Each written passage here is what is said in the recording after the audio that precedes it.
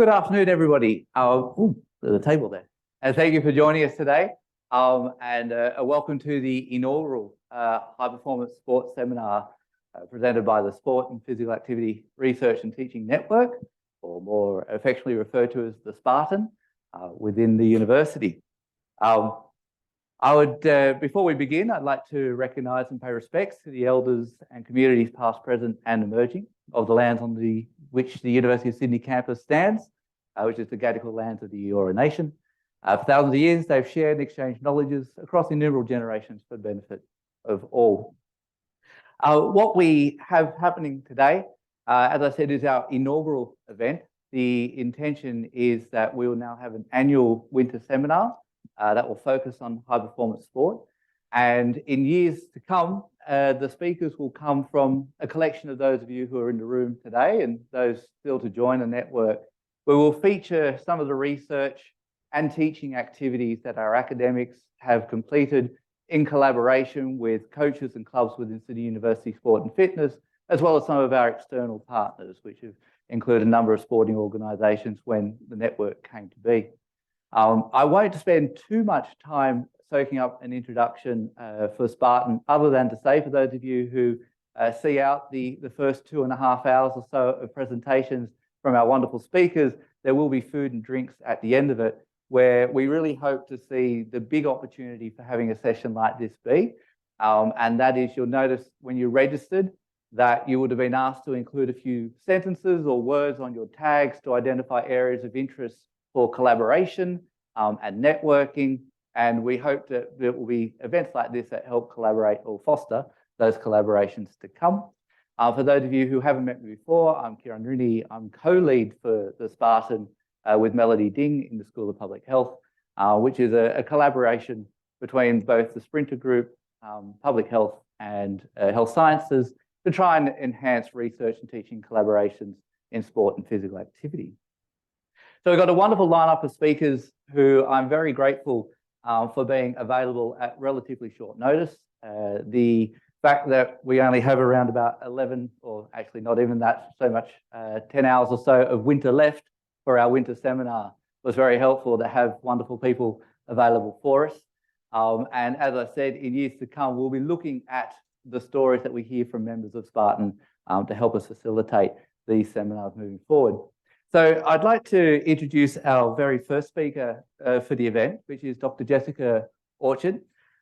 Jessica is a Senior Research Fellow and NHMRC Emerging Leader Fellow at the School of Public Health. And Jessica is the Editor-in-Chief of Journal of Science and Medicine and Sport, plus an Associate Editor at the British Journal of Sports Medicine and Cardiac Research Fellow at Cricket Australia. Jessica.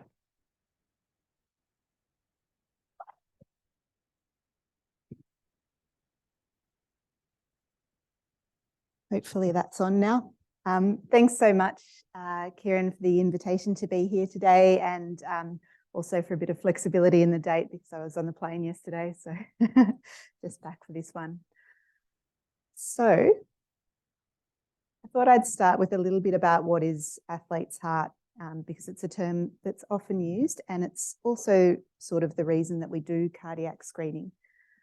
And I guess you start by saying, as everyone here would know very well, there are huge benefits of exercise in terms of the cardiovascular system, and these are well established. But basically, exercise also has a powerful effect on the heart, on cardiac structure and function. And so over the long term, it promotes electrical, structural and functional remodeling of the heart, which is what we refer to as athlete's heart. And so these changes are there basically to facilitate the rapid filling of the heart and allow an increase in stroke volume to generate that large and sustained increase in cardiac output for prolonged periods. And so the electrical changes, which are the things that are sort of visible on the ECG, include sinus bradycardia, which is a slow resting heart rate defined as less than 60 beats per minute, increase in voltage criteria for chamber enlargement and repolarization abnormalities. Functional changes include enhanced filling and an increase in stroke volume, and the structural changes include increased cavity size and increased wall thickness and more prominent trabeculations. And how much your heart changes depends on a range of factors. This includes sex, genetics, and exercise dose and intensity, most importantly. So the type of exercise actually matters, and particularly endurance exercise such as long distance cycling, running, triathlon, rowing, cross-country skiing. These are the sorts of sports where you see the largest changes. So occasionally these physiological changes overlap with pathology, and sometimes there can be a little bit of a grey zone in between, and part of the art is to distinguish between the two.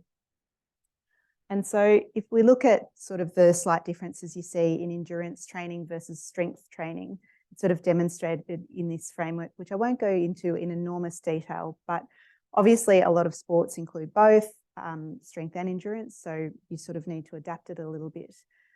And you can end up, as I said, with some of this overlap between physiology and pathology with wall thickening, which can sometimes look a little bit like cardiomyopathy.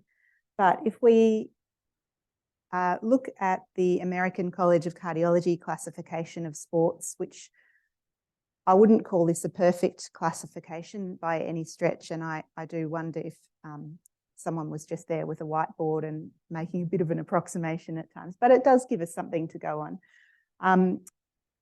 But if you can sort of overlay this sort of classification of the strength and endurance heart changes over here, and you can sort of see on the top left, we've got the 3A sports that are really, really much more about power, like gymnastics and weightlifting. And in the top right corner, those are the other, what we call 3C, high intensity and endurance sports like rowing, triathlon, cycling, where athletes get a really, really big heart with eccentric hypertrophy. So obviously many sports don't fall neatly within, but that just gives a little bit of an overview. So looking now at how some of these changes might be visible on an ECG, this is an athlete ECG from a male rower in his early 20s, and there are some indications of this cardiac adaptation to exercise or athlete's heart. And so first, with these indicators of increased chamber size, we've got sort of what we'd call left ventricular hypertrophy by voltage criteria. We can also see what we call early repolarization, which is an indicator of increased vagal tone. This one's not quite bradycardic with a heart rate of 64, but it's fairly close. But interestingly, if you look in the top right corner, these findings were enough to trigger the automated algorithm on the ECG machine to think this athlete was actually having an infarct. And I can reassure you that no, he was not. And these are actually just normal changes.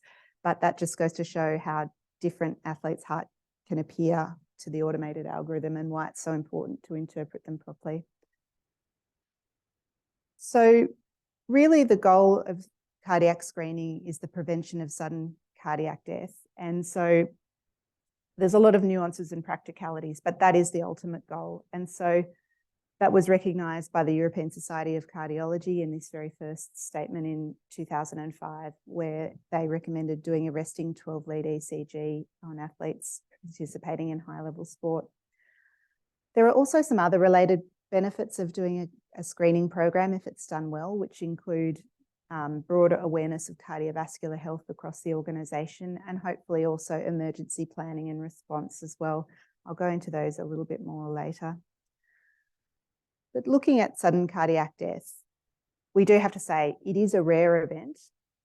It is obviously a very tragic event with a big impact on society and the people around the athlete. But it's actually the leading cause of death of people playing sport, which you might not realise.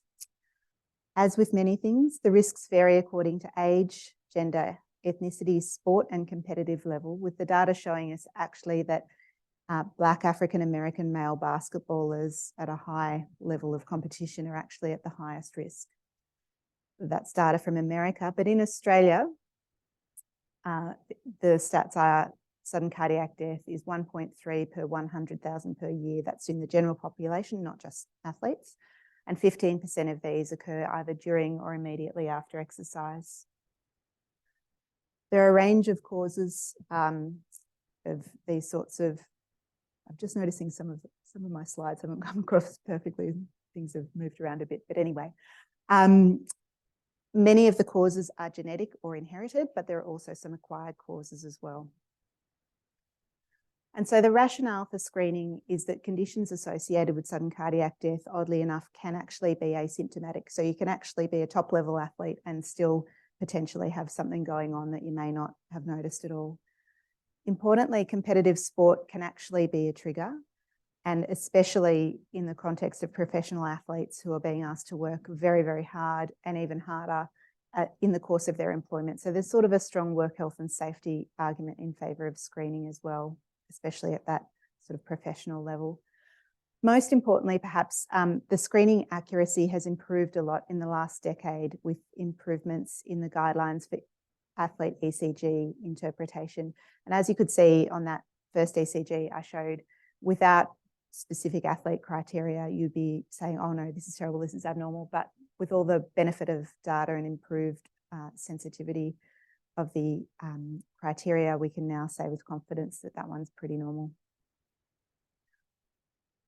So in Australia, we know that a lot of sports are conducting cardiac screening at the elite level.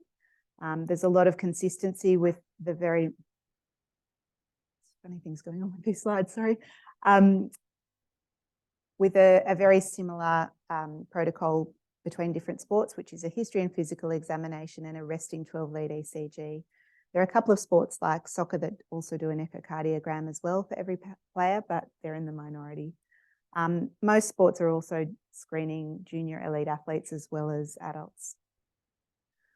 I'm going to talk a little bit about Cricket Australia because I've done a lot of work with cricket as well as some other sports, but cricket's got a really good policy and a very, very good system. So that's a good one to start with. So in cricket, the policy covers all new players from the age of about 16 years when they join a state or a national squad.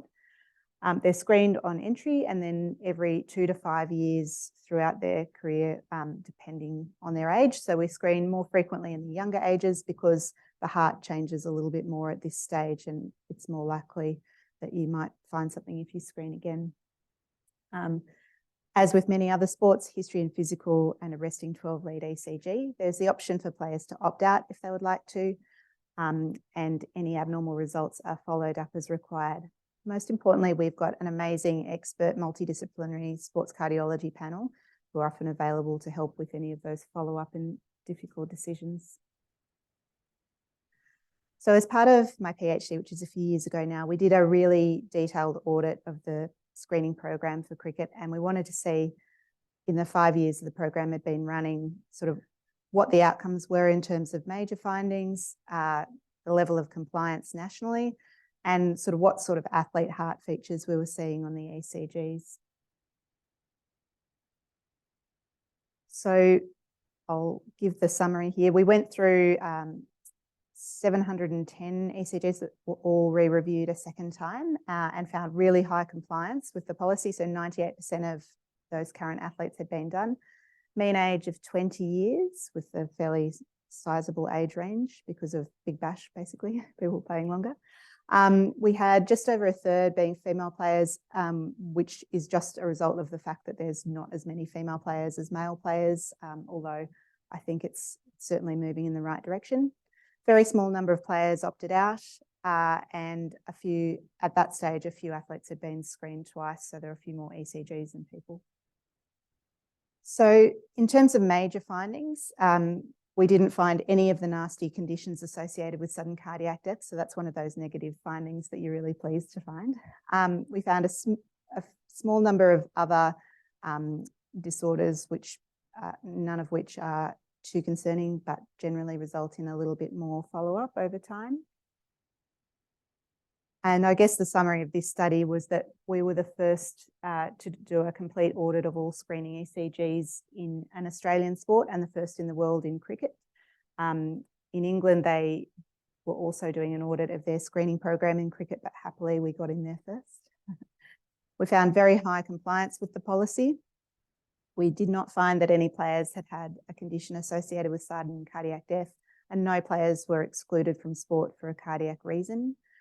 No cardiac arrests or major cardiac incidents during that 5 years, and a very low percentage of abnormal ECGs, meaning only a small proportion needed an extra follow-up test. And many of the ECG features were consistent with athletes' heart, showing that cricket is actually a sport with quite a moderate sort of level of athletic demands at the elite level. So in addition to the research findings, what I'll tell you a little bit more about is the collaboration we have and our expert panel that has been part of this, because it's a really nice thing about this program.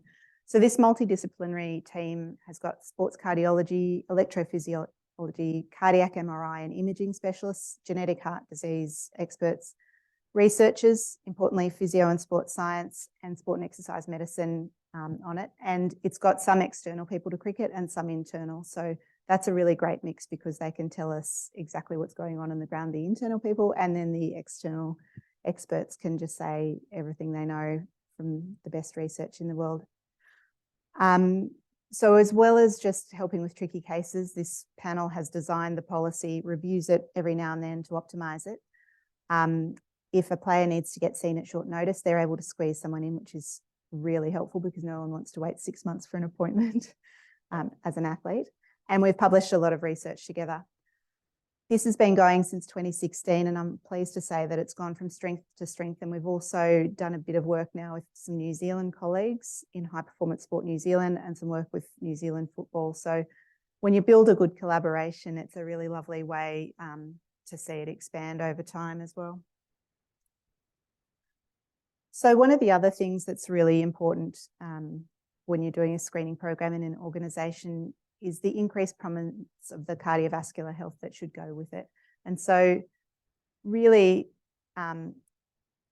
in some ways, at the most basic level, that's just people remembering to tell you if they've got a problem, but also it's emergency action plans. It's things like having defibrillators available, CPR training. And what I'm showing here is a smartphone ECG. So a lot of sports medicine doctors now carry these with them, because I actually should have brought one. It's about the size of this remote, and it just works with an app on your phone with 2 sensors. So this is showing a 6-lead rhythm strip here. And that's super helpful if somebody was, say, out batting in the middle, and this is exactly what happened, out batting in the middle, feel a bit lightheaded, not sure what's going on, and you can take one of these straight away when you don't have a full 12 lead sitting beside you. And so you can then make some diagnoses or just get some diagnostic information from something like this. And that's already been very helpful in a couple of examples. In terms of cardiac emergency preparation, that's perhaps more important than just about anything else and more important than screening, and it can't be overstated. A lot of the stuff with this has been implemented and designed by more internal people at Cricket Australia, so I certainly can't take credit for it, but it continues to be a really high priority. So in terms of matches, at all List A matches, which is the state BBL, women's BBL and international, there's defibrillators, oxygen available, Medicab, paramedics, pre-match medicals that get done an hour before the start of play, where everybody says what to do if there's an emergency and rehearses the hand signals and things. At training sessions, especially international ones, similar sort of resourcing is there, and pretty similar also at domestic level. In terms of the doctors involved in cricket, they do a full day emergency medicine course every 3 years, annual CPR training.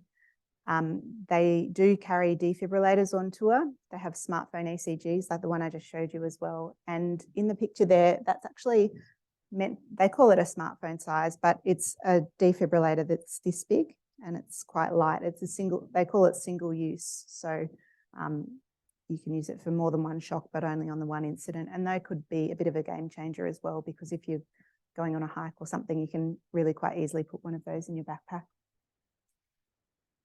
And so I thought I'd give a couple of examples of where this sort of preparation suddenly becomes really, really important. There's often the people who are also protected are crowd members or coaches or other people involved, but it can be obviously athletes as well. And it's emergency planning. We talk about it as cardiac, but it's not just cardiac, as I'm sure you can imagine. And so the next video will be a Perth fan has had an emotional reunion with the cricket heroes who helped save his life.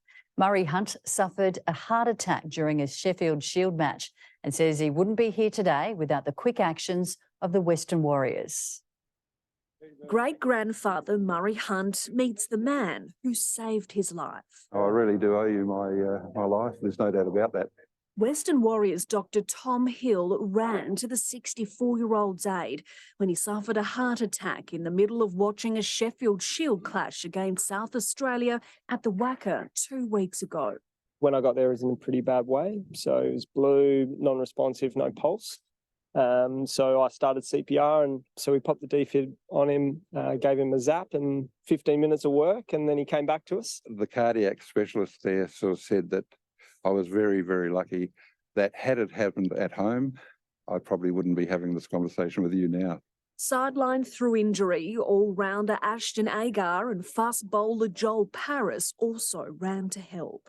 I just couldn't believe it, but I think when someone's life is on the line, I think it's human nature to just click into gear and do whatever you can to help that person. Yeah, no worries. Thank you. The Wacker member of 15 years spent 2 nights recovering in Royal Perth Hospital with 3 stents in his heart and a couple of broken ribs. He thanked the team for looking out for him. And I hope I didn't impact on the score last week. I was a bit worried. I can't believe it. I can't believe how well he is. I'm so pleased that he got through.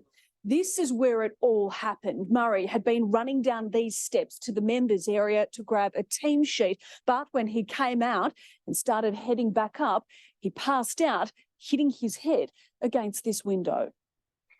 Call for help now. Dr. Hill says this defibrillator is really what saved Murray's life. Less than 10% of cardiac arrests outside of hospital survive, and in Murray's case, probably a bit less.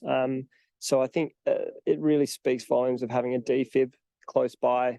While Murray won't be able to be in the crowd for a while, he says he's now a rusted-on Warriors supporter. It's a small way of thanking them for what they really have done to me, and that saved my life. Rebecca Johns, 9 News.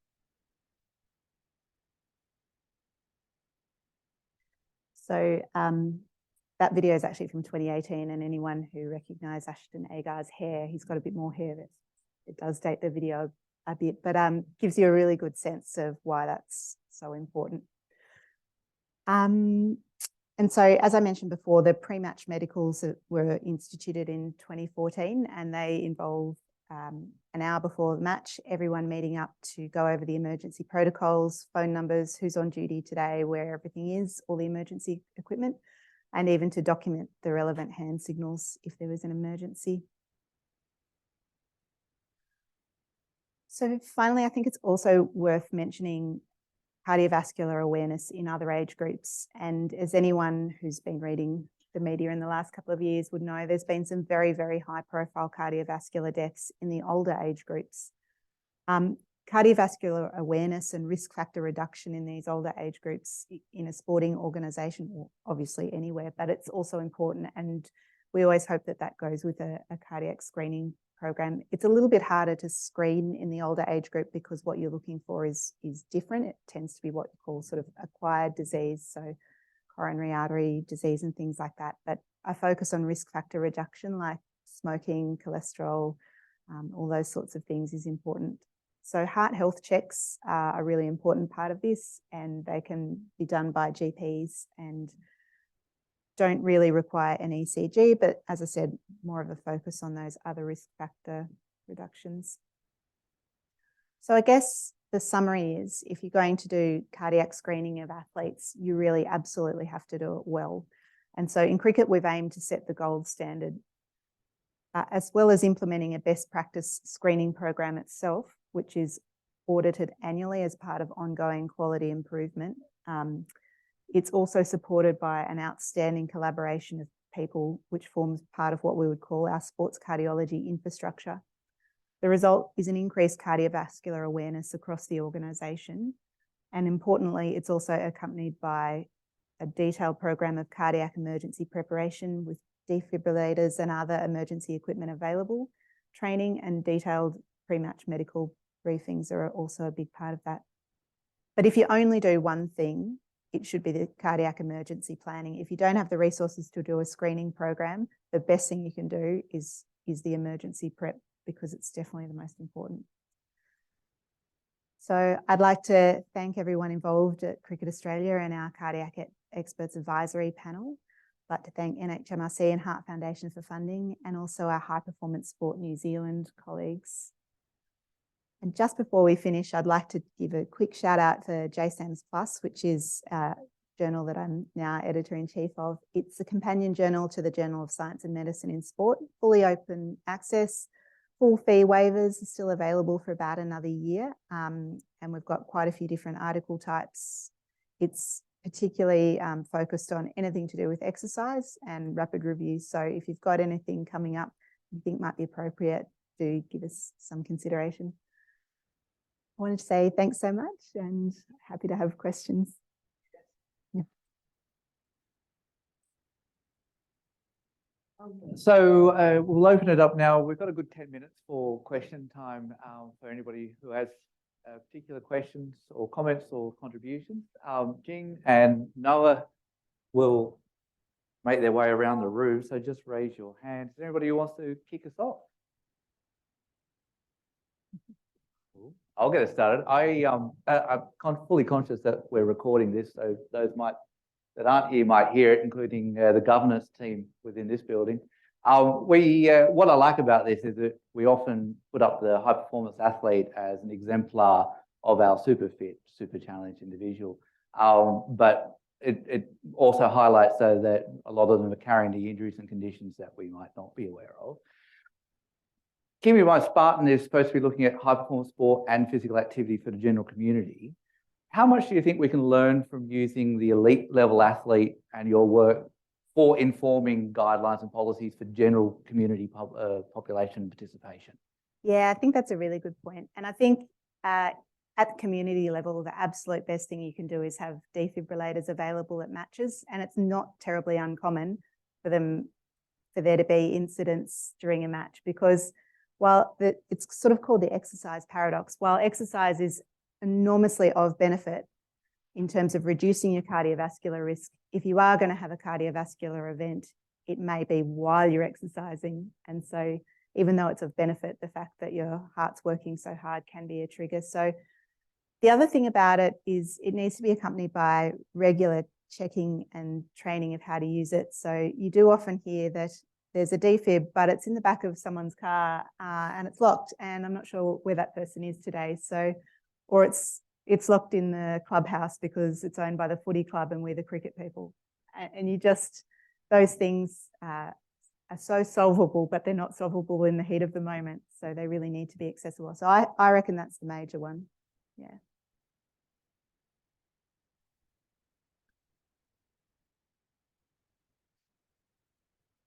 Thanks, Jess. You mentioned with the athlete's heart that it differed for different sports and the cardiac changes differed. The frequency of the screening that you have in cricket, is it the same for all sports if we were to try to implement something like that, or could it be a lower frequency for those sports where the cardiac changes aren't perhaps as risky? That's a really good question. I think cricket uses a fairly standard spacing. And I think the reality of it is that a lot of the highest intensity sports screen when they're required to by that competition. So they screen before the Olympics, they screen before a UCI competition for cycling and things like that. But the screening is sometimes a little bit more intensive. So the UCI does an echo and a stress ECG every second year in addition to the other stuff, because things do happen to cyclists. So a slightly higher level of intensity is justified, I think, in the higher intensity sports. I guess just to be clear, the athlete's heart changes they don't tend to be dangerous. The thing that is dangerous is that uncommon situation where you might have someone with an underlying condition and the two together provide some kind of risk. The good news is, though, that there used to be a much more paternalistic model where people something was found and they were just completely excluded from sport. And I think perhaps not so much in Italy, but in a lot of other countries, there's emerging evidence that you still can continue with quite a lot of those conditions, subject to sort of shared decision making and perhaps some extra checking. So that's really helpful as well. Yeah.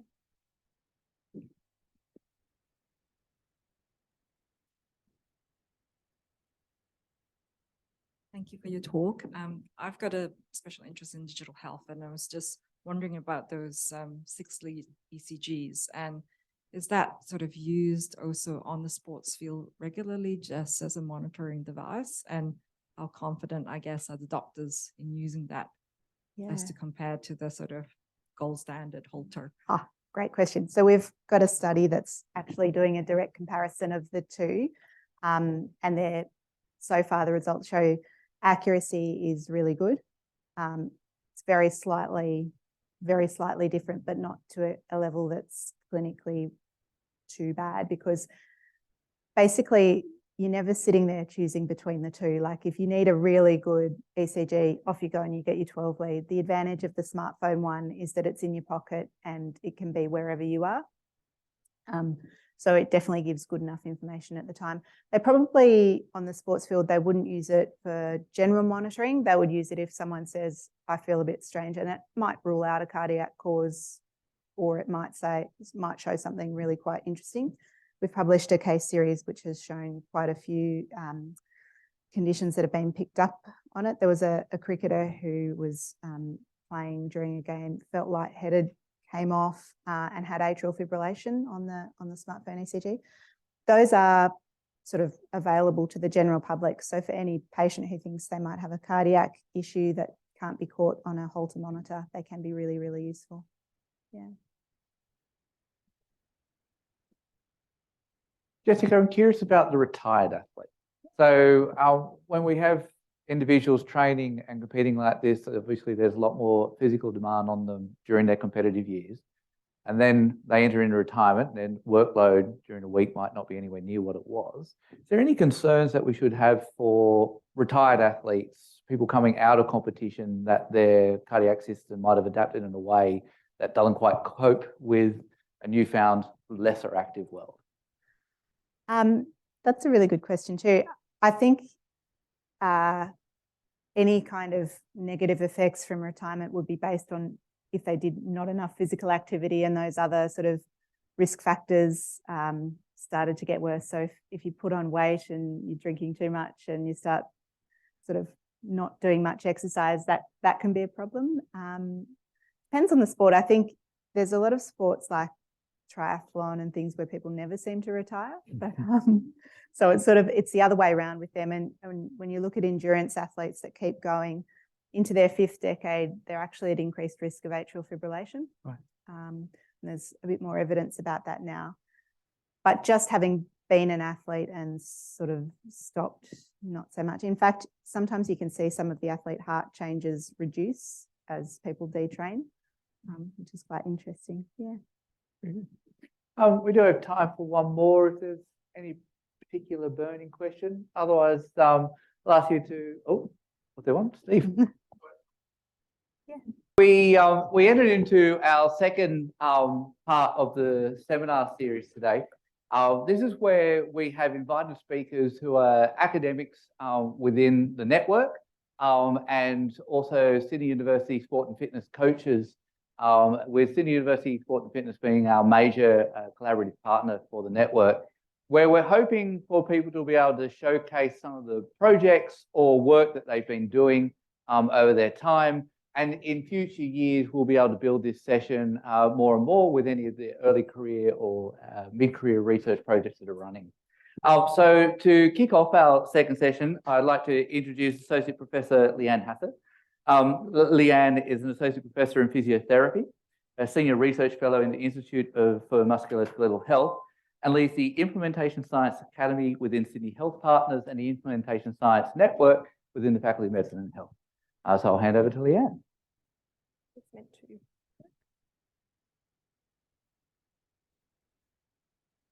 Thanks, Kieran. Okay, a little bit of a change of pace into disability, and a little bit more probably about grassroots, but really the importance of those grassroots for people with disability to find that elite pathway through. I wear a number of hats at the university, but a lot of this work is done in my role at the Institute for Musculoskeletal Health, where I work within the physical activity, ageing and disability theme. and work with a number of wonderful people across a number of projects. And I'm just going to share sort of a little bit of a snapshot of a couple of the projects that we have been doing over the last couple of years.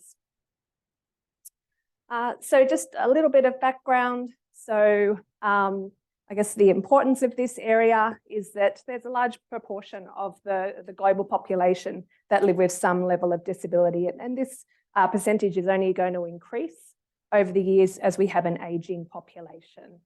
So this is the United Nations definition, what someone is who's living with a disability. So having long-term physical, mental, intellectual or sensory impairments, which really interacts with the various barriers that we have that really hinders their participation in an equal way in society.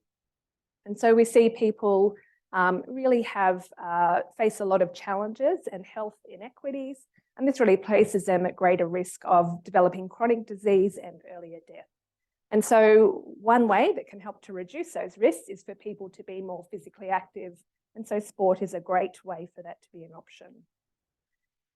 So a couple of years ago, managed to grab one of those special sabbatical times and got to go and spend it with Disability Sport Australia. And during that time with Sport Australia, we were able to do an analysis of the national survey AusPlay that's done around Australia that looks at the participation of adults in sport, exercise and recreation activities. And you can see Kat's in the audience who helped out with that project, which was great. And so we looked at the survey results over about a 3-year period.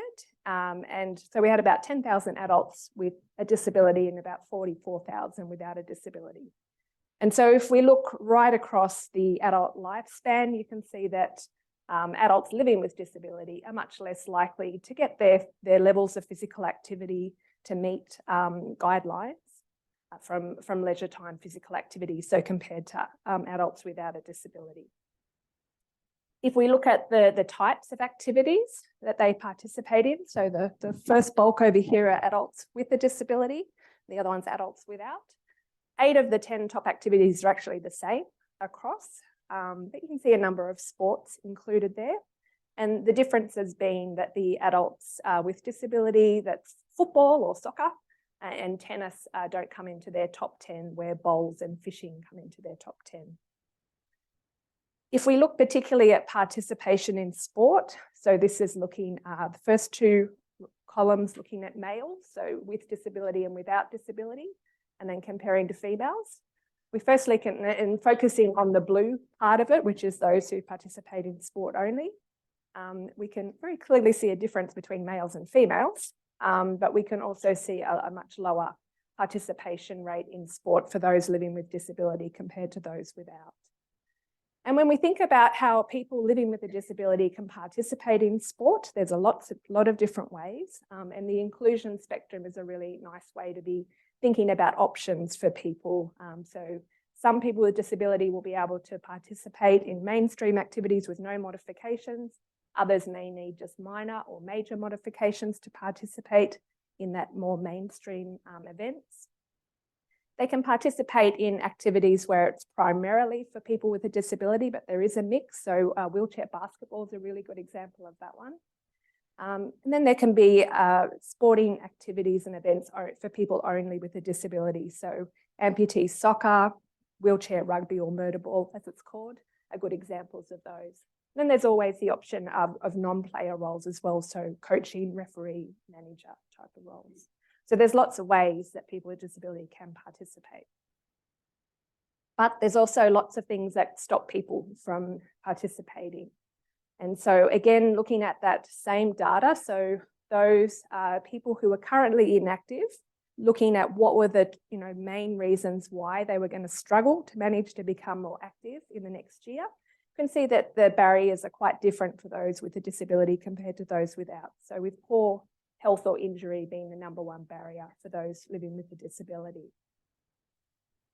Another barrier that's commonly reported for people living with a disability and their family members is actually finding out what opportunities are available for them to participate in.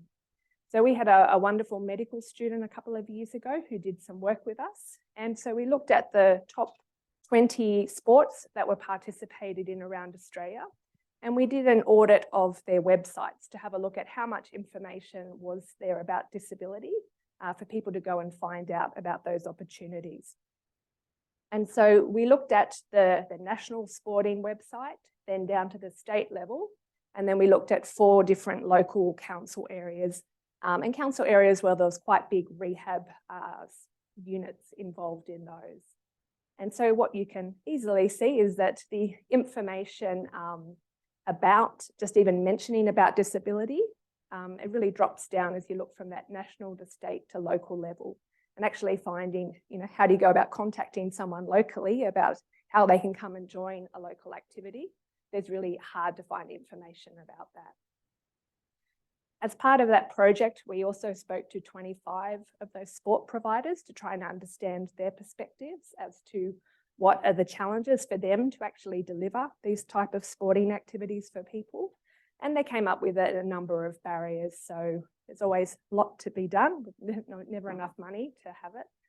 They find it really difficult to get the word out, to actually get the people, they might put out some information about an activity, but really struggle to get people to come in to participate in it. There's often a lot of competing activities going on at once, which can be challenging. Still a lot of challenges of people's attitudes of people with disability coming and joining local activities.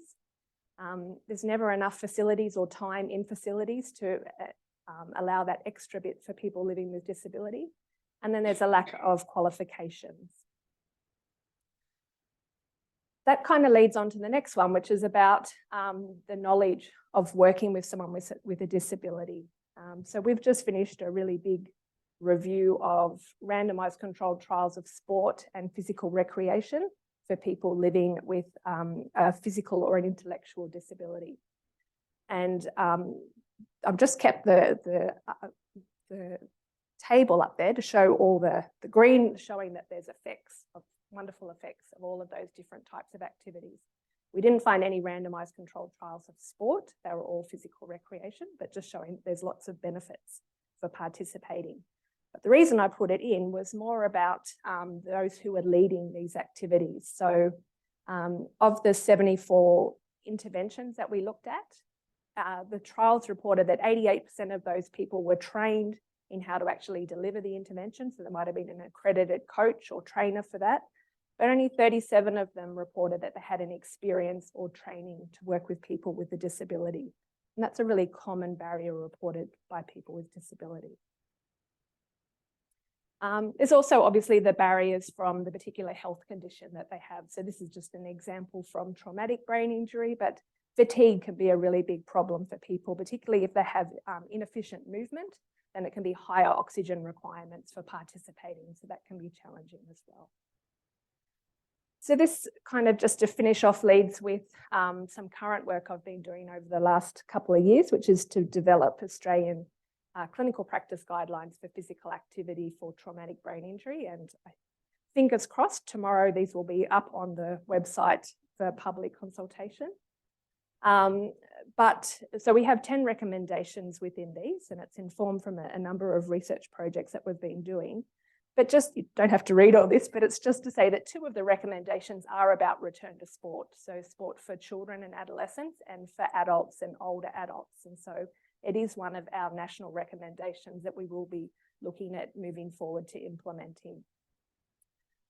And so from the qualitative work that we've done initially with people living with TBI to try to help inform these guidelines, these were some of the key points that came out. So it was really important. So people who have a traumatic brain injury have an acquired injury. So they have time before they've had their injury when they often were participating in sport, and some of them at quite an elite level as well.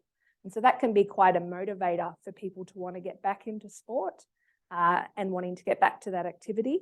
But then it can be very challenging when they're not able to do it to the level that they previously were able to do. So it's that challenge between old versus new activities.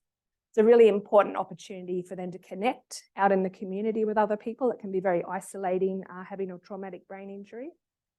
The third point around pushing their ability versus working within it, so that's that fatigue level, which can be really challenging. And the last one is that the talk about that hidden disabilities. Many people with a traumatic brain injury don't look like they've had a disability if they don't have any physical impairments. And so it's not always well picked up that they might have some cognitive or some behavioural challenges that make it harder for them to be able to follow the instructions, to be able to join in. So lastly, we also spoke to lots of different stakeholders. So we spoke to sport providers, we spoke to funders, we spoke to health professionals, people with TBI, their family members and support workers to really try and understand some of the barriers for them getting involved. And not surprising, there's barriers right along that sociological model. But really some of the issues are around just how siloed everything is, particularly when looking at health, disability, community, and then schools if you're talking about children as well.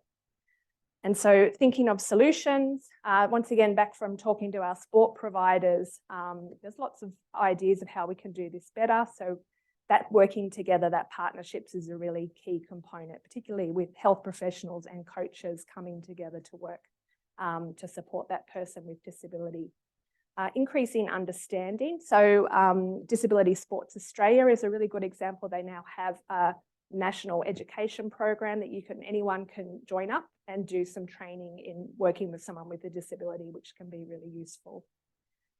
And just to finish, the work from James Rimmer in the US, I've always really liked his work. He's come up with quite a few different models. This is sort of his latest one, but it's really that idea of that connection from health into community and how as health professionals, we need to do a much better job at connecting into the community and working with community providers so that the person with disability can become a lifetime participant in physical activity and potentially sport for that as well. Thank you.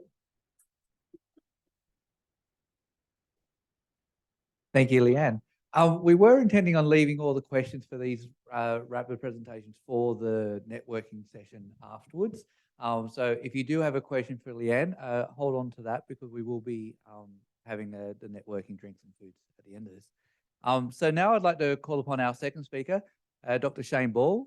Shane is a lecturer in the School of Exercise and Sports Science and a strength and conditioning coach with Sydney University Sport and Fitness. Shane will tell you lies about how he was forced to give this talk, told what his title would be and what the content would be, but they are all lies. But Shane is also a member of the Network Leadership Group, whose task is to actually be our acting liaison between the academics in the network with the coaches in Sydney University Sport and Fitness. So anybody in the room who's wondering about how they might be able to engage with getting research projects going, Shane is the person to follow on to. So Shane. Thank you. Can you hear me okay? Yep. Okay, so here's the topic of my talk. I guess to really talk about how do we collaborate between SUSF, in this instance, in this case study, which I'm going to present to you, and academics at the uni. But this will also apply to other organisations here. Now, before I get started, I guess to give you some context for the theme of my talk, when the ads came out and I was actually sitting next to a colleague and they saw the presenters going through the list of the titles and they saw mine, they said, gee, that looks exciting. I thought, wait a second. It's more than just a talk about collaboration. This is a story. We have a coach who has a problem. We have a hero, all right? And I'll let you guess who the hero might be in this story. So it's a little bit more to that. So hopefully that gives a bit of context to the story. For the coaches, hopefully this helps to understand if you do have a problem that you're just not quite sure how to solve, how to go about it with the SPARTAN network. And for the academics, if you have also some problems that you'd like some assistance with coaches, you have some big questions you'd like to ask, or you just want to help a coach. Hopefully this can sort of give you a bit of an idea about that. So we begin the story with a bit of a problem. Now the problem is that a coach from SUSF, Sydney Uni Sport and Fitness, the problem starts in the gym. It's a problem from the physical performance staff.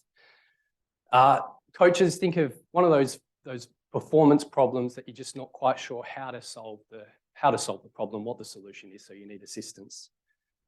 The problem is zombies in the gym, right? And I know what you're thinking. Yes, this is the HP gym, the high performance gym in SUSF, and yes, those are zombies. But on closer inspection, they're not actually zombies. They're really just our athletes. They're rocking up to the gym. They're tired. They're lethargic. They're flat. They're not giving you the output you're sort of used to seeing relative to the athlete. And they're just a little bit not quite themselves. So that's our problem. Now, having a bit of a look at the schedule, and I think I'm missing a bit of information on this slide, but that's okay.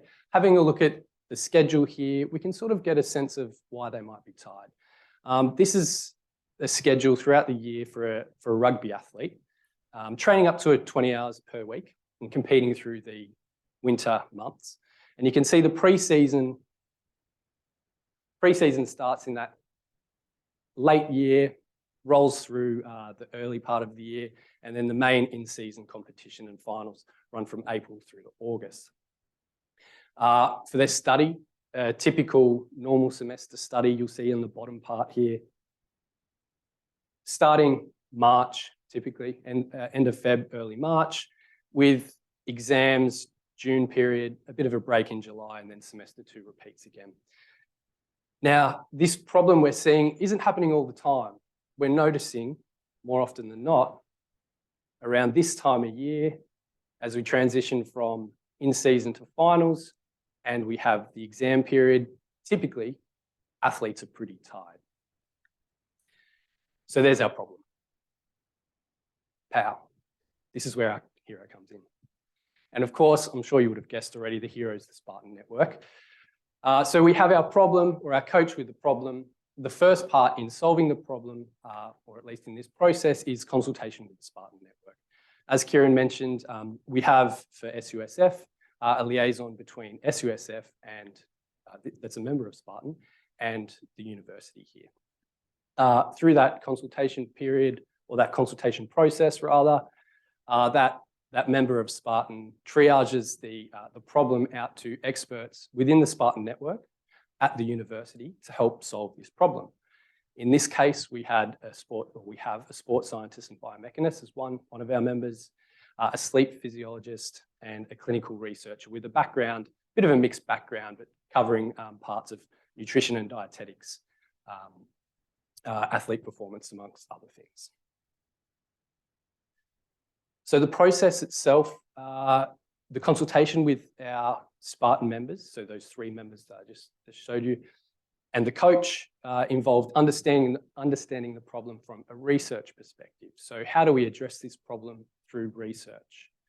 How do we refine the question that the coach has brought and understand it from a research perspective? So we can answer this problem using research and then perhaps have evidence at the end that we can act on and apply in our sports setting. And then, of course, the final part of that process, well, not the final part, but the final part of this part of the process is designing the study. How do we design a study that we can implement in the sporting context so that it's not going to interfere with the day-to-day happenings of our athletes, of our coaches, and get in the way, but really help to facilitate a project that's going to answer the question and then have some useful output at the end. Bam, this is where we come up with our aim. Now, the aim for this case study is to characterise student athletes' sleep and recovery in relation to training load and academic workload using subjective and objective measures of sleep, recovery, and fatigue. So answering those questions that the coach had initially: why are our athletes so tired? Why are they so tired at certain times of the year? How are they sleeping? When are they sleeping? Is this impacting their performance? Is their performance impacting their sleep? Is their study impacting their sleep as well? And that's the question we're trying to answer, or at least our research aim in this instance. We're at the implementation point for this case that I'm talking about now. So this is a process of our research team working with the Spartan liaison or a member of the Spartan network to implement this project within Sydney Uni Sport and Fitness, not just within one department, but scale it up to include a number of different clubs or athletes that are having this same sort of problem. The role of the Spartan liaison in this instance is communicating with the clubs, helping with the recruitment strategies, and being that conduit between our research team and SUSF. Really rip through this really quickly. I guess the big picture here and the big point of this case study and where I'm getting to is how do we go about collaborating, or at least joining the dots between our coaches on one hand and our academics on the other hand, because we're just across the oval here, we're the coaches, and the coaches for the academics just across the oval on this side. So the point I guess I'd like to make here is get in touch with the Spartan network. That's the first step of this process. From here, fortunately, SUSF have the liaison working between SUSF and the university. It can make it easy to put people in contact, take a research project from an academic and find the most appropriate sports teams, athletes that it would work with. And going the other way, take a problem from our coaches and find the most appropriate academics to be able to answer that or solve that problem, answer those big questions. And then for those from other organisations, again, get in touch with the Spartan network. Your problem or whatever it is that's going on will be triaged out to someone else within the network, and we'll try and solve that problem for you. And I guess today, at the end of the day, we have that opportunity to network all together. So take a look at the name tag. If you've got a problem, you know someone, or you need to be introduced to someone, a perfect opportunity to sort of start that networking process now. That's the end.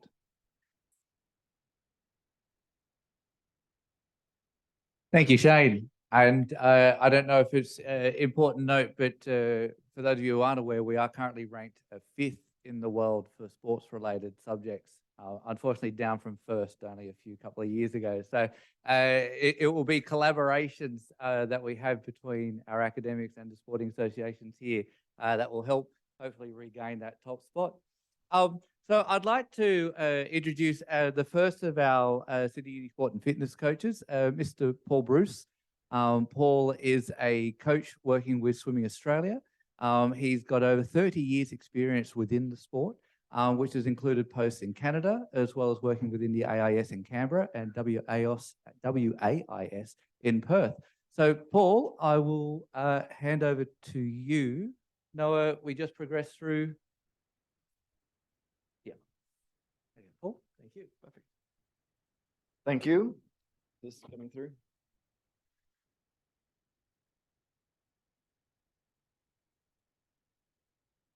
So the topic I came up with was high performance coaching perspective, and it's kind of where the art of coaching, science, and then moving on to innovation, where it all meets and comes together for us to do. A little of history about the club. Early 2000s through to 2008, a high performing program, a small program, but high performing with some national team members in it. 2009 to 2012, New South Wales Institute of Sport came on board, employed the coaches, and we still maintained at that high level. Unfortunately, in 2013, the funding got removed, and we had a changeover that saw us lose our coaches, and therefore we lost our athletes, and we had to kind of start again. One of the big things in that period was thankfully, particularly to Ed Smith, who was here, but the CEO of Sydney Uni Sport and Fitness, said we don't need New South Wales Institute of Sport or any other outside assistance. We're Sydney University. We have the expertise in this building, and that building wasn't here then, and in our organisation to be able to do it ourselves. So it took us a little bit of a time to get to that point. So I came along in 2019. And we established the varsity program, which I'll go to and spend most of the time talking about them, but also the revitalisation of our age group swimming program, which fits into a lot of what Stephen was talking about. Before I talk about varsity, the age group program now has over 100 athletes aged between 9 and 17 in it, and it ranges through from what we call our junior emerging squads to our emerging squads to our state squads, and then on our national age squad. So in that is a whole range of athletes that are going through a lot of those development stages. We'll have our early developers, we'll have our late developers. That's where they all fit. Our varsity squad is our performing squad, so it's limited to 24 athletes and has a a standard aiming for national, international representation. But we also have our Unifit squad, which there is about 20 to 30 athletes in that space. So we've got 50 odd athletes over the age of 18 still swimming in our sport. And that was one of the things when we came along, there was none. Okay, that program, there was no athletes for a university program, selling the university dream, and no university athletes in it. So that was a major part, is to build it, and not only from the top end, which was done before, but to have a fitness component as well. So if you're looking from a research perspective, there's 50 odd athletes that are mostly studying here and available to help us out. The art of coaching, with the knowledge that we gain from science, will lead to the innovation required for high performance improvements. That's a quote from me.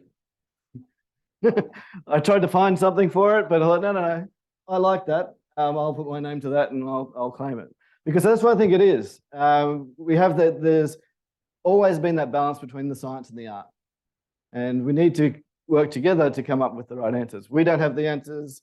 Science doesn't have all the answers either. So working together, we can put all those pieces of that puzzle together.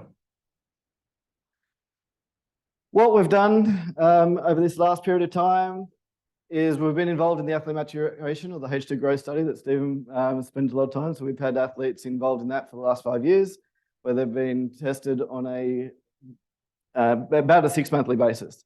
So we've been through a standard anthropology testing, as well as in the water testing and strength testing. And we've mapped them along with their performances over that period of time. So a lot of those athletes were in that big messy graph.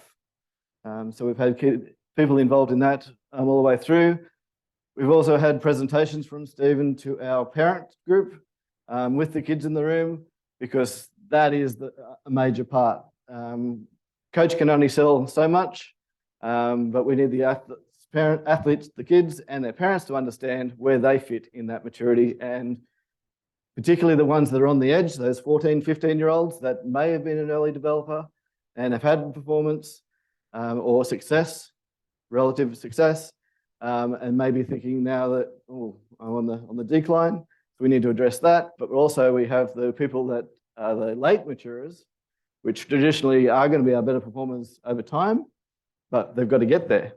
We can't have our best athletes quitting the sport at 15, 16 and never actually getting to achieve their potential. So there's a big challenge for us in that space. We've done a heat acclimation study in this building. We've been involved in sleep study, and we're going to be involved in the next one. Caffeine and bicarb studies with NSWIS. We've done project placements. We've had master students working in mapping our prescribed training against our actual training. And we have sports science internships all the time.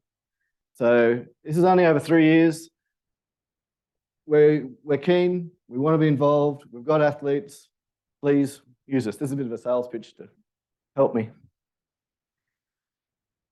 What's developing now? And it's really quite exciting that this is a big curve, upward curve in mainly technology, but also in the opportunities that are starting to show with the major governing bodies making decisions around what can and can't be used in competition. So World Aquatics have now approved the use of wearables in competition. So we can actually have a wearable in a cap, so we can start to get real live data in actual race conditions, where before it was only in a training environment. But there is wearable technology, data metrics such as like stroke count, stroke rate, and I don't want to get too technical, but we keep heart rate, and we can work out what energy system is being used throughout a training session. So we can have these wearables on, records all the data, gives us nice little graphs to tell us how much time we're spending in what particular zone. What we also have is a way to connect our data of what we've prescribed. So we put our training programs into a basically a model. Actually, I have to cheat on this. I have an assistant coach that puts my programs. I still use the diary. He takes it, puts it in, and makes these pretty graphs for me. Well, what it also does is that's what I prescribe, and it tells me how much time in each energy system I'm spending, how much time on kick I'm spending, how much time on particular stroke, all of that information. What I need to know is, are they actually doing what I'm asking them to do? So I can have the greatest program in the world, but if the athlete is not actually doing that, then I'm not really doing what I want to do. So I have my own testing. So we do some lactate testing, and we do our anthropology testing over periods of time, so I can see rates of improvement and changes. But ultimately, we'd like to be able to do this live or close to on a weekly basis, so I can adjust the program as I need to or as we go through. And the beauty of what I think will happen in the next 12 months is we can put that on all our younger kids. And particularly when I think it's going to become more video than wearable. So we have like AI, then it's a game changer. We can put one camera up, record all the data all at once, rather than to have to spend $100 or $500 on a little bit of equipment that sits on the back of the cat. But that's where I think the future is, which I'll talk to next. Video feedback based on the data. So this is new, brand new technology where there's things that are placed on the palms of the hand. So again, it's wearable, which I'm not particularly a fan of, but they're these ones here. And it gives me information like how much force has been on each hand. So left hand versus right hand. So you can see there's a difference here. What direction that force is in. So this person's got a lot of force going out to the left or right. Their left hand is quite good, goes straight down the middle, which is what we want. And we can show the path of the hand for each stroke, and we can record it through versus time as well. So lots of good data. So it's really starting to come together. And then there's race analysis and race modeling. So complete race analysis of every major competition from around the world. So we're starting to get some good things. And because we're nice and late, and on the last one of the day, well, we'd finish off with a world record to show you. So this is the data that we're starting to see. Along the bottom, how many kicks off the dive? Each of these dots demonstrates a kick.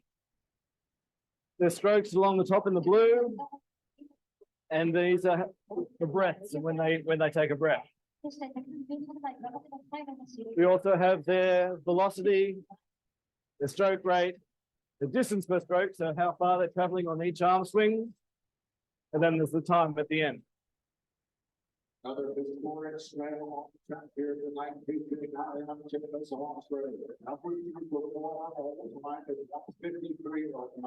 This was from the World Championships just recently. That's Ariane Titmus in lane 4. Molly O'Callaghan in lane 3.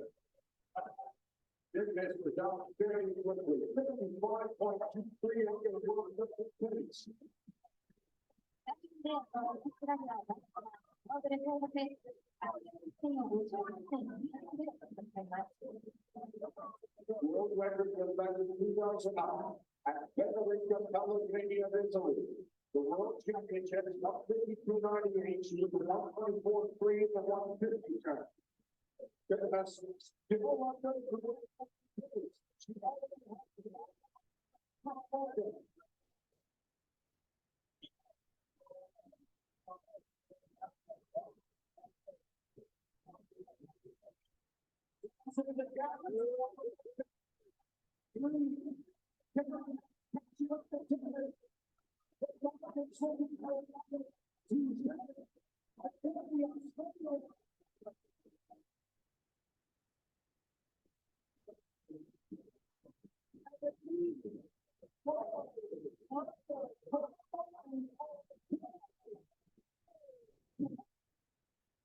So again, all this data though is, and that's the individual data that we get for the athlete, but all this data is hand done. So there's still somebody sitting in front of a computer going stroke, stroke, stroke, stroke, stroke. So the next step, I believe, will be video or AI. That should be able to, we've got a defined space. We've got 2 lane ramps on either side. We've got an athlete in the middle. Tell me how many strokes they're doing and get that to figure it out by itself. What we also get is, if I can pause that, but it'll go away in a minute. This is everybody else in the race.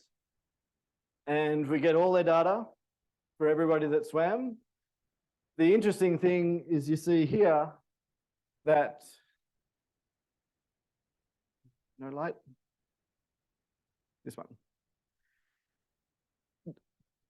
The person that came second swam fastest. So they swam the 200 in 1 minute 19.36 seconds, where the person that won the race went 1:20. But the skill time, the person that won the race was a second faster in their turns. So if I'm a coach and I'm coaching the second fastest swimmer, I'm going, hold on, you swam the fastest, we just got to improve your turns. We go down here, we look at the turn differences are only 0.2 on each turn. Okay, but it's 0.2 on each turn, 3 turns, there's your second. So you don't have to swim any faster, you just have to improve your skills. So this can be then translated down to our age groupers, and we can start to send times on, okay, let's work on turns. So when you're going through and you're doing a performance, and particularly if you've got a child in that 13, 14 year age group that's going through, I'm not getting any better, well, let's just focus on improving your turns, because that's something you can do. Okay, you get faster at the particular skill component, so it's not an overall result. We're working on just getting a little bit faster in a particular skill. I find this incredibly interesting, but I'll move on so we don't get bored. Where I think the future is AI and machine learning. I think there's got to be a better way to do what we're doing. One, what we're already doing, but also where can it take us and what can it lead to? For example, an underwater camera is equipped with AI technology that can track swimmers' movements in real time, providing instant feedback on their technique. Now, there's a dream, but that's what we want to be able to get to is we've got a person swimming in the pool, there may be a green light and a blue light, or a green light and a red light.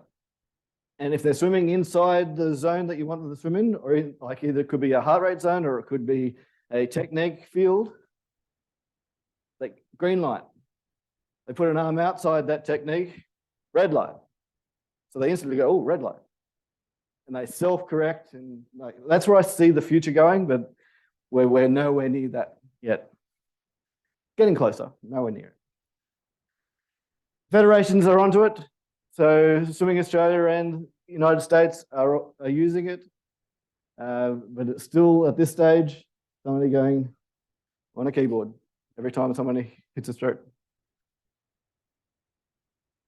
Crystal ball, AI-powered cameras, detection devices collecting relevant data across an entire group of swimmers.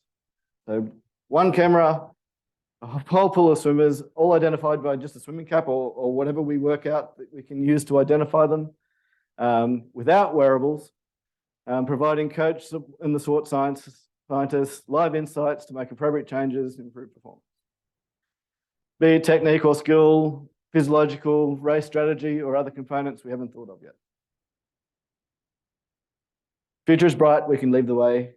That's me, that's my pitch. Please help me. Thank you very much, Paul. Paul will be available during the networking period, but I can't underestimate the value it is to have a research engaged coach from an academic perspective as well. So thank you very much, Paul. Thank you. As a brilliant segue into our final speaker, Mr. James Hughes. James is Head of Analytics, Data Science and AI Performance at KO Sports and Director and Co-founder of Measure M.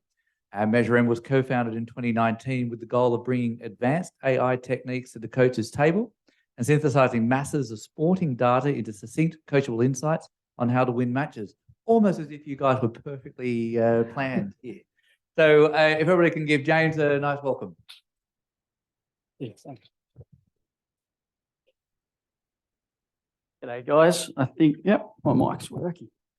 Yes, so I'll get into my chat. So, yes, I founded a company called Measure M. Yes, 3 or 4 years ago in the heart of COVID, and yeah, the concept was like you mentioned, all about finding a winning edge on the sporting field, but using machine learning and AI. So what I first want to go through is the evolution of sports. I guess everyone in the room probably agree there's two kind of key factors that are going to drive that. It's advancements in sports science, but it's also on a coaching side, it's being tactically better and evolving with your match. And that tactical side of the coaching game, whether a coach knows it or not, is actually driven by probability and cause and effect of what can happen on a field, and in my case, rugby. So here's a good example. This is some data from a golf tournament in the US. In 2014, these are the shot locations off the tee on this par 4. So the green's down here, and they're playing. A lot of guys are laying up. Some are going for it, but a lot more laying up. In 2022, pretty well everyone's going for it. And the mathematics behind this scenario, albeit there is a lot of sports science and improvement in the physiques and clubs and like of the golfers, but the science behind it is if they go long and try for it, take that risk, the professionals are just as good, or if not better, at chipping from a short distance than laying up and playing from 100 out. So they actually reduce their score hits per hole, shots per hole, if they approach it by just going for it. In the old days, they would never do that. Similarly, basketball, this is the Jordan era, mid-range jumpers all the time. Now, recently in the modern era, it's all in the key or three-pointers. So why is that?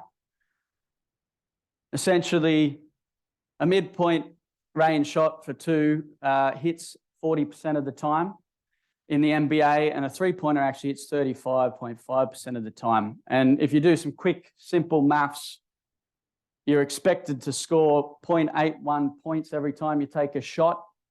If you're shooting 2-pointers, and you're going to score 1.07 points every time you take a shot shooting 3-pointers. So the obvious suggestion is teams have started to shoot that 3-pointer more consistently, and no better example is the Golden State Warriors winning since like 2015 with Steph Curry basically epitomizing that strategy. So where's my company come into it? We work our flagship team was the Sydney Uni Rugby Club.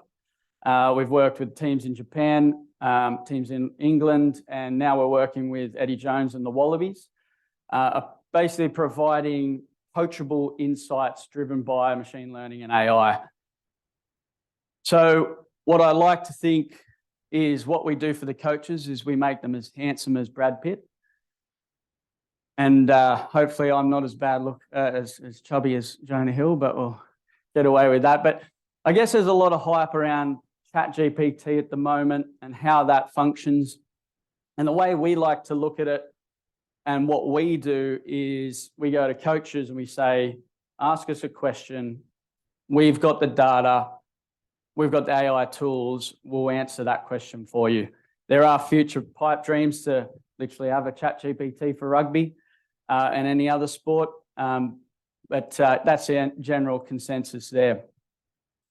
I might skip this one because we kind of covered it a little bit, but with my company, the way that we've built the framework for rugby is based around 4 key AI models. There's a how to win model, which looks at a holistic level, high-level statistics. If you package them together, how do they impact the result? What stats are the most important to winning? And that just becomes a really key tool for coaches to set their KPIs and set their team ethos and the way that they want to play. Because in rugby, a lot of teams play very different styles and they want to zone in on what they're good at, but they also want to make sure that they're keeping in tune with the world. Next is team profiles. I'll jump into a page on that, so I'll jump through.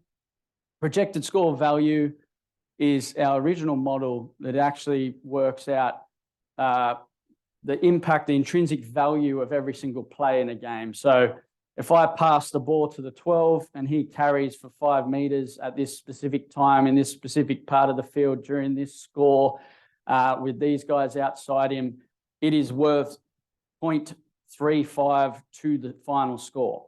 And if you have that broken down by every single action on a football field, you can summarize it by any kind of facet of the game, by players, and you can really start to dive into what's driving victory. And then we kind of build it all into what we call the Measure and Player Index as well, which is a rating system that we run across the globe and rate players so that coaches can recruit globally.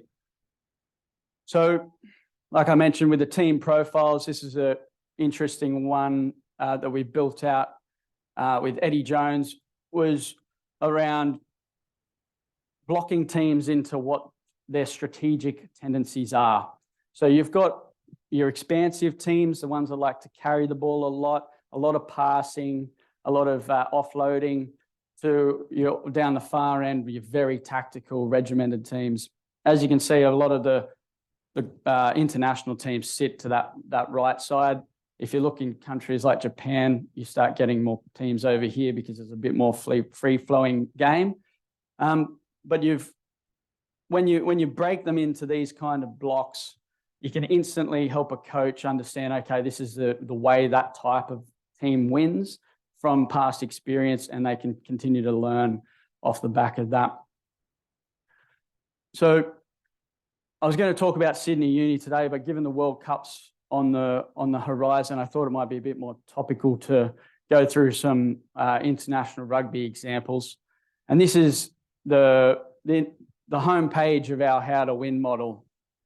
And so what this is explaining to us here is these are the key statistics that we think matter at the top level for winning games. But what this is saying here is that 79% of the time, if a team wins the kick meters, they actually end up winning the game. So similarly with carry meters, if they win the carry meters, they win 74% of the games. If they've got better discipline in the penalty count, they also win 71% of the games. You combine those three, I think they're winning 98% of games if you combine those three. So strategically, you can look at your opponent and go, how are they gaining kick meters and where are they gaining effective ones? How are they gaining carry meters? What players are driving that value? And how can we exploit some of their shortcomings in terms of penalties and whatnot? So what we can also do in a trend basis is show these, and I picked out those specific three in the international game, is to show their value over time. So if a coach wants to be in front of the curve and see the trends that are on the way, we can kind of see here that the net penalties which is the dark blue at the bottom, has only really just come into fruition of late in the last year as being something that's quite impactful. And theories behind that come into high concussion protocols, so referees are giving more cards away. Penalties are a lot easier to come by for those kind of infringements. So it's becoming more and more important for coaches to make sure they're not making those mistakes and they're coaching their teams the right way to avoid those incidences. Kick meters and carry meters, pretty stable, always been quite high up there. Rugby shifted in this kind of period to being a very high kick game. It's very tough to carry the ball out of your own end, so teams like to kick it down the field and then defend and put pressure down the other end. So that's become a big factor. But it looks like in the international game, carries is starting to become a bit more positive, which is always good for the game because people like seeing people run with the ball rather than a kicking battle.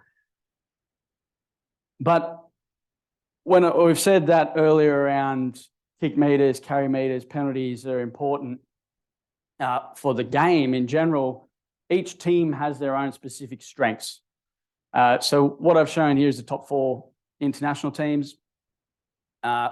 France, they play a very high intense kicking game, and their focus is get the ball down the other end and force turnovers. So if they're winning those two stats, they're playing good rugby. Ireland, on the other hand, they're all about getting in the 22 area and bashing in terms of their gain line, which is essentially they're getting across the defensive line consistently. Ireland are quite good at a couple of statistics that makes them look like a very good chance. Well, they are the favourites, so it makes sense, but very good chance to win the World Cup.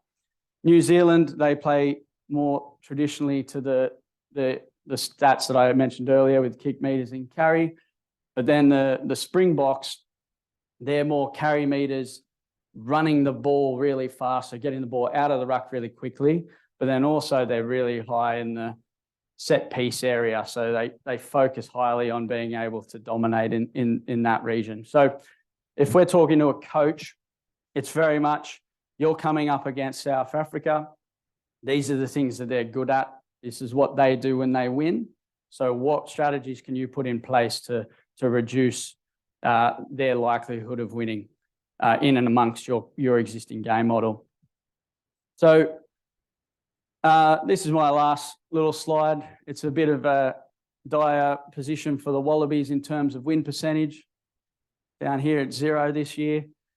But in fact, our models are saying that they actually have a predicted win value of 42, 43% across those games. So even though they're not getting results, the way that they're playing is showing that they're learning and they're building for the World Cup. So a lot of people are writing them off, but they've got quite a easy pool with Wales and Fiji, and they're likely to, if they get through the group stages, come up against England, who they're quite close with there, or Argentina, who are all the way back here. So I'm tipping the Wallabies to get to the semi-finals at least, but it's going to be very, very hard to beat those top 4 teams: France, South Africa, Ireland, and New Zealand. So I'm saying there's a chance. Thank you, James. And I did hear correctly, you referred to 2014 as the old times. Is that right? I did. Is that what I heard? All right, thanks very much, James. If everybody could just give Leanne, Shane, Paul, and James one last round of applause.